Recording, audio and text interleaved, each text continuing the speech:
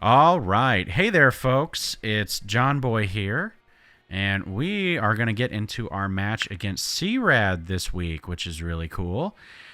Yeah, he's brought a really cool team here, so we're going to get right into it. So, first off, you'll see me on this screen.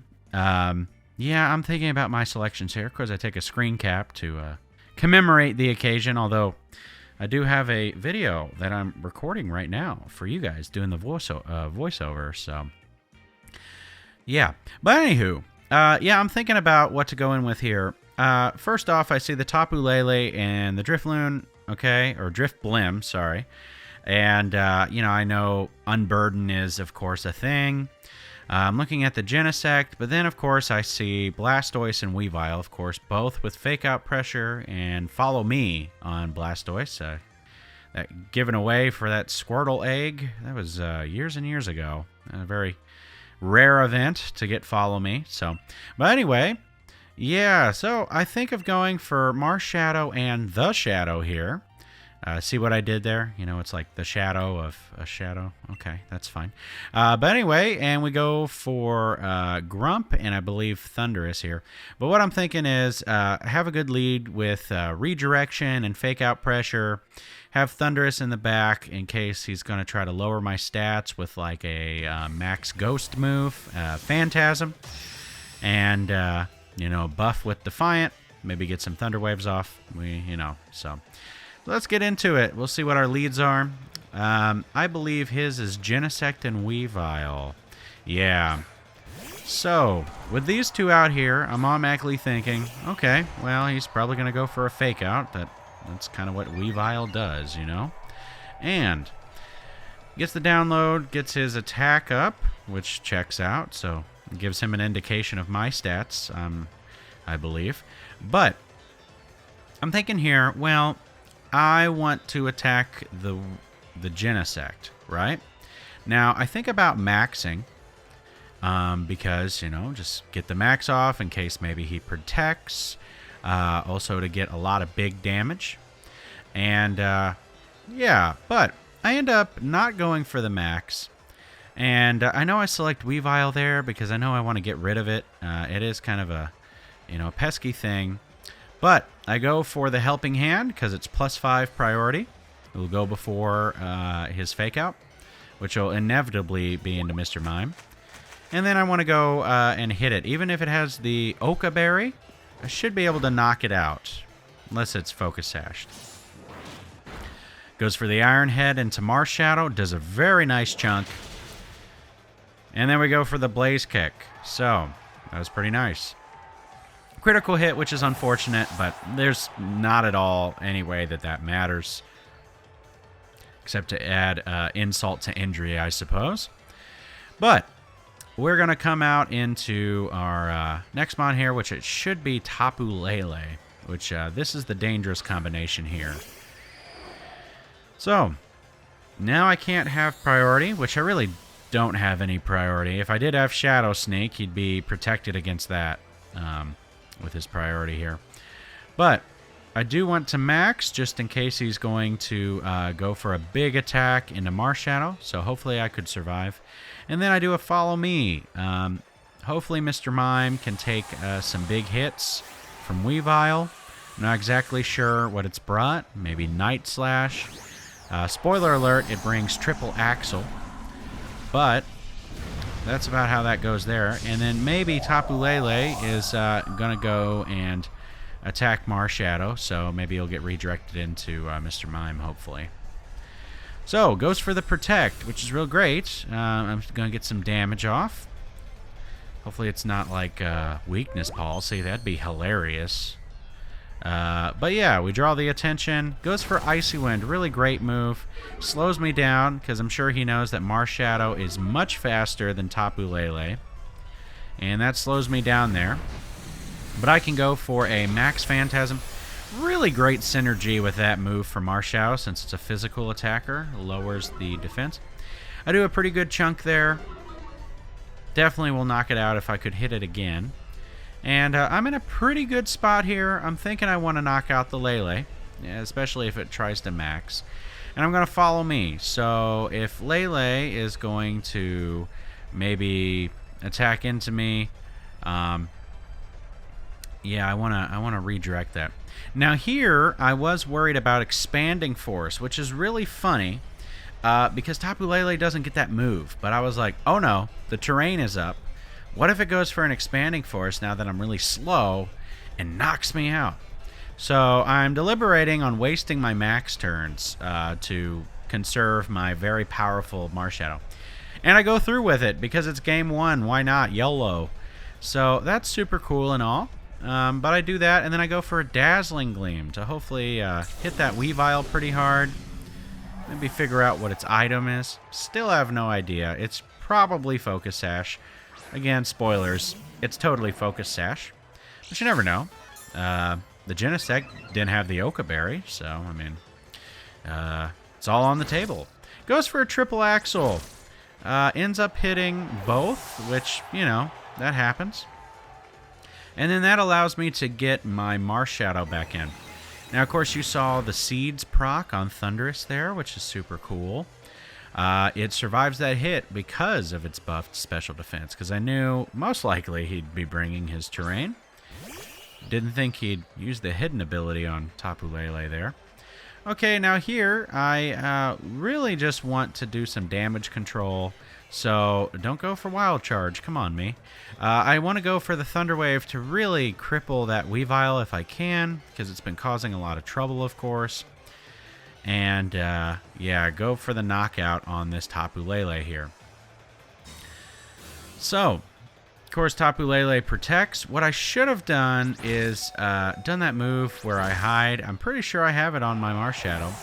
Could have went vanished, even if it had protected. Even if it did a double protect, I would have went through it. But that's not how that went. So, I was thinking too fast, you know, for my own good. Well, I missed the Thunder Wave.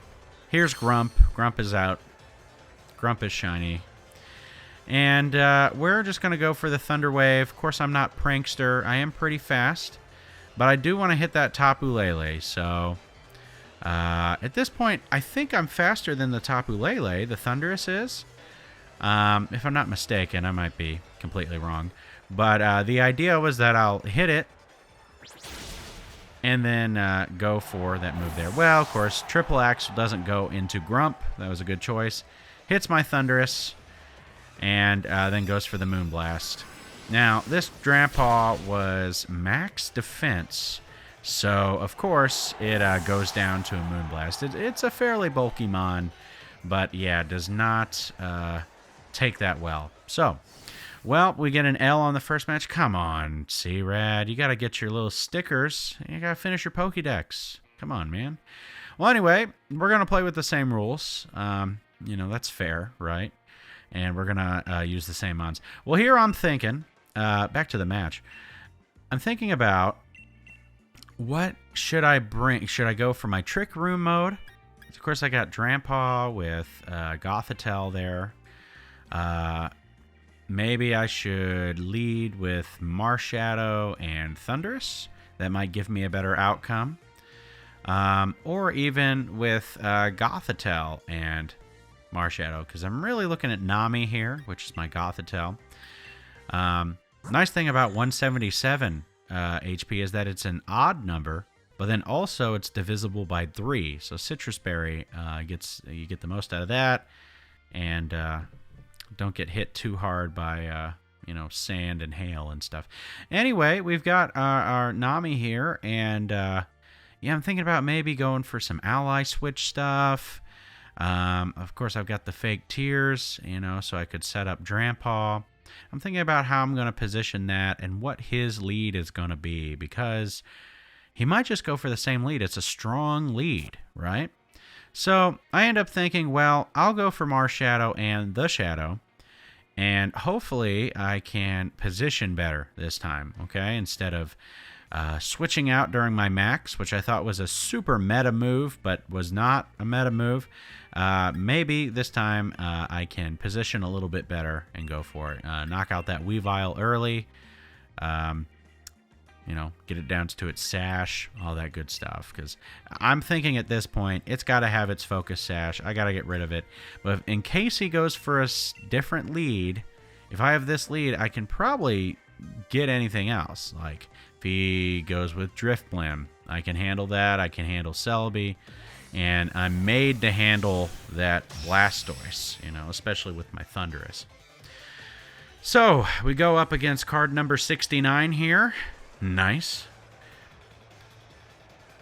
And he has the same exact lead, with no titles. Come on, man. That Genesect's got to have a ribbon. That's the Shadow, the Triumphant. You know, Marshadow, the Pokefan. Or Pokemon fan. It's kind of fun. Well, anyway, same exact thing happens here. You know, we got the same lead and everything. So I'm thinking this time I'm going to max.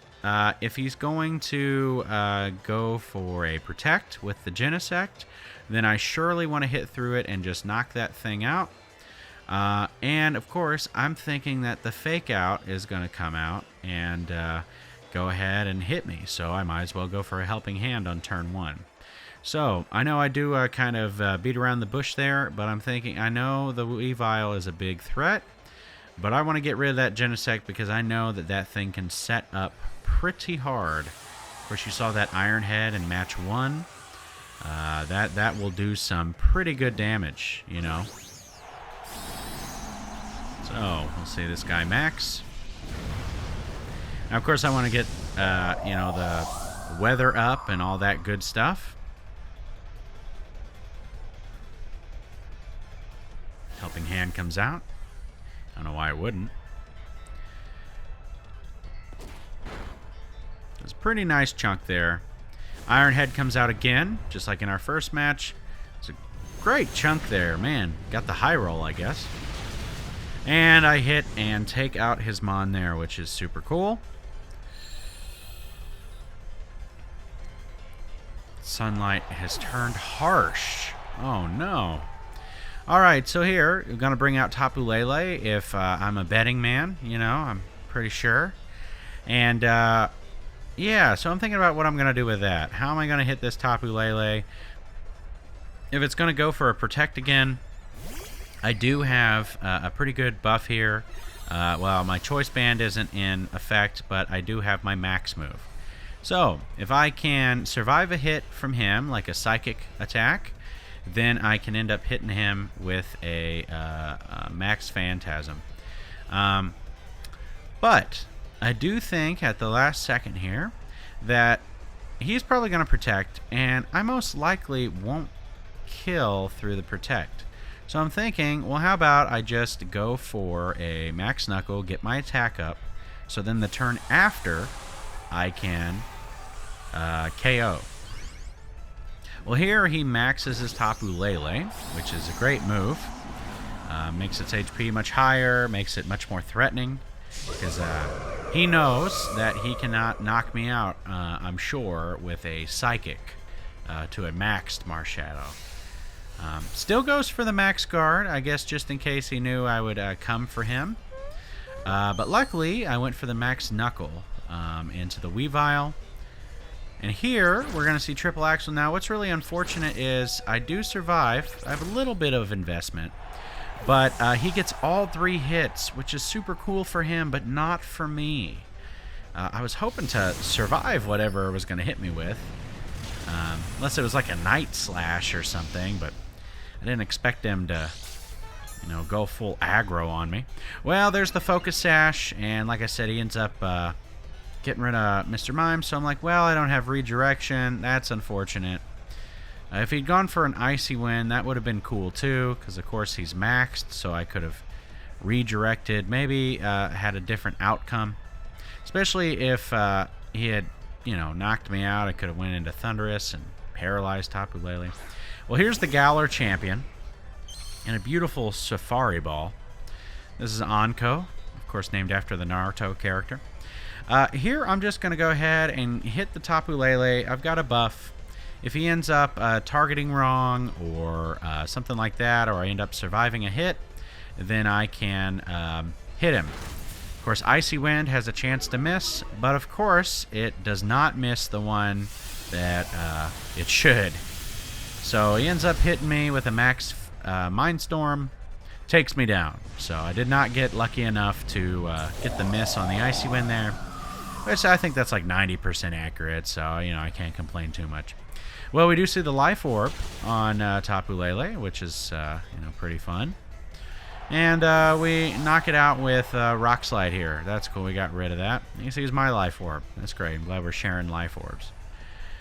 Thundurus comes out, and he has Celebi, which I think is a pretty good matchup. Thundurus is max speed, and I believe it's timid. It's whichever one lowers the special attack. And, yeah, we're just going to go for a fly. I kind of figured that he would try to attack the Thundurus because it's more threatening. So hoping that he would double target, or at least, you know, Tapu Lele would target into Thundurus. So I go up into the sky, hoping to hit Celebi, which is fairly predictable. Goes for the Max Mindstorm, misses, which is great. Hey, look at me calling stuff.